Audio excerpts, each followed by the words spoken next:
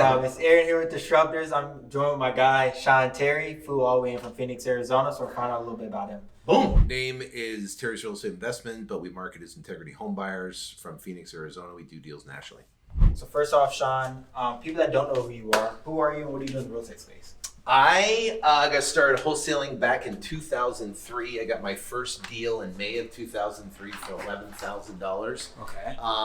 And I've been wholesaling all through 2003, through the whole real estate crash. I got into land acquisition, development.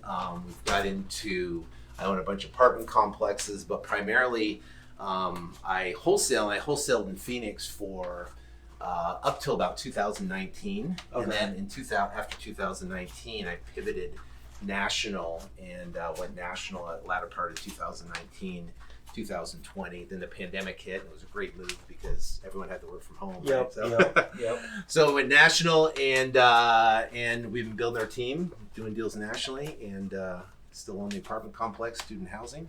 That's what we're doing now. Okay, so it's interesting because I was in the Marine Corps and I bought the book No Money Down Real Estate and it was in San Diego at Horton Plaza before I went on ship to go to Okinawa. So we stopped in San Diego, and I was stationed up in Camp San Mateo. So we all went down as Marines. We had a little time to do some stuff. I bought this book, No Money Down Real Estate, and I brought it with me on ship to go to Okinawa. So on ship, I read the book, and I was like, "Oh my gosh, you can buy property with no money down." So I met a buddy there. His name was Scott Edwards, and he's the best man at my wedding. Great guy. And so I let him read the book, and he goes, "We got to do this real estate thing. This is amazing." So this is 1991, right? And we were about to go to the first Gulf War during 1991. Read the book, did that whole thing, went through the war, came back, got out of the Marine Corps in 1992, and then we're like, okay, let's try to find a deal. So we opened up the newspaper, and we had no idea that this was in the middle of a savings and loan crisis, right? In 1992 was a savings and loan crisis. They had one of the worst real estate, crashes, almost similar to like 2008. So we find this guy that wants to sell his 16-plex for $250,000, and we negotiate seller financing on the deal. We do a wraparound transaction. We borrowed. We had $25,000 we saved, and we borrowed another $25,000 from his dad. We put $50,000 down. He carried $200,000, and we lived in this 16-unit apartment complex in Scottsdale. And we managed it. We cut the grass. We cleaned the pool. We trimmed the palm trees. We collected rents. We did everything on the property for about almost a year and a half, 2 years. And then we ended up moving to Florida, and I actually sold that property. So that was my first deal. I was 21 years old, and it was a $250,000 16-unit apartment complex. That was my first ever deal. And then from there, I took almost like a hiatus out of real estate until like 2003.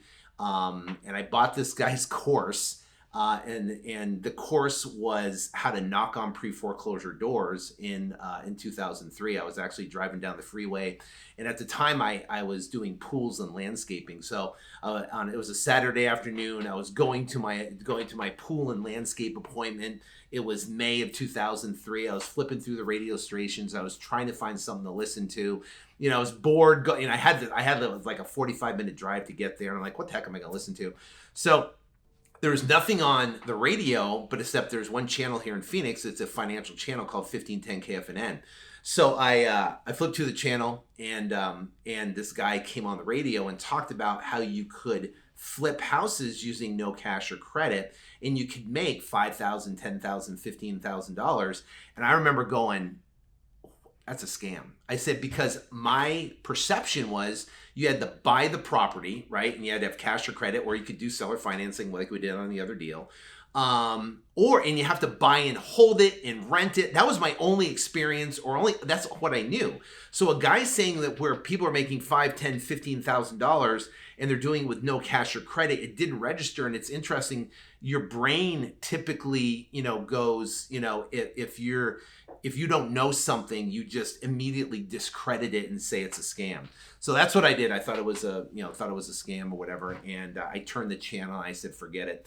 And then as I was driving, I know now as God's intuition, he was tapping me on the shoulder, and he's like, "Listen, idiot, turn back the channel."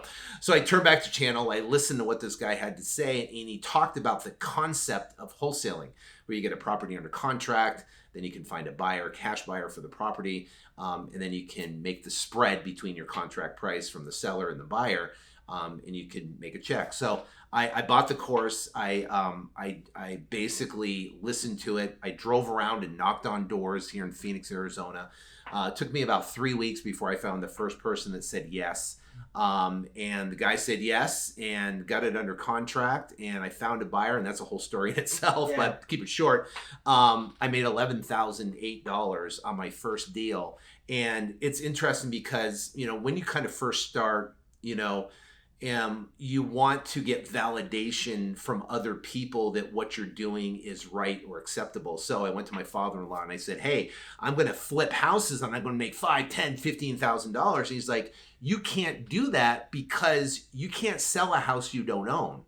Right? So he's like, burst my bubble. Right? I was like, "Oh, whoa, I didn't know." So then he's like, "Oh, I'm going to refer you to a realtor friend of mine. He's been doing real estate for 30 years. He will definitely know." So he referred me to the realtor, called him, and he goes, "Yeah, you can do that type of, quote unquote, wholesaling transaction, but you'll never find the deals because there are like top-notch professionals that's all they do. They'll find the deals before you will." So I'm like, okay, great. Now my father-in-law is saying I can't do it. He's saying I can, but it's slim to none. So I had a choice. Either I could listen to him, or I could just move through it. And a lot of people would quit at that point because they kind of get discouraged that they can't do it. So the Marine Corps came out in me, and I learned in the Marine Corps that an obstacle is just something how you view it. You got to find a way to go over it, under it, around it, or through it. Obstacles are just there to overcome. So I saw that as an obstacle. I found a way to overcome it, and I just literally relentlessly knocked on doors, and I got my first deal. And what that did for me was it validated what I did. It literally shut up everybody that said I couldn't do it. And I always say there's nothing like getting what's called the shut up check. And the shut up check is like, here's my check, so shut up. Now, you got to do it in an eloquent way, and I'm definitely not eloquent when it comes to my Marine Corps way. It's like, shut up. Yeah. But it was validation that it worked, and it turned doubt into certainty that it can be done. And from that point, I just went nuts. I quit the whole pool and landscape thing. I went as hard as I could, knocked on doors. I didn't know about marketing, didn't know the potential of what this could be. There was no, I went to, an ASREA, big thing way back when, and I walked in the room and there's 1,100 people in the room. And I'm walking in flip-flop shorts and a t-shirt, at, 33 years old. I'm like, how the heck am I going to get a deal? Look at all these guys in suits and professionals, and I'm just some schmuck, doesn't know anything about real estate. How am I going to get a deal? But I just kept at it. And if you keep pushing through the obstacles, if you keep persisting over the doubt and the fear and pushing through the that wall of that barrier that you believe is kind of stopping you, then success is on the other side. And you get that first check, and you turn it becomes proof of concept that now you can do it, and you can rinse and repeat and do it again. So my last question is for you. You've been in the game since 2003. What would you tell someone that's like trying to be in this for a long term, not trying to make it a short term thing, they want to make it a career and be in as long as you have? Yeah, I like the idea of, thinking where you want to go, thinking at the end first, right? So, so if you say, okay, I want to make $1 million a year, right? Well, what's great about this business is you can reverse engineer everything. If you say, I want to make $1 million a year in the business, well, that's $3,000 a month in revenue.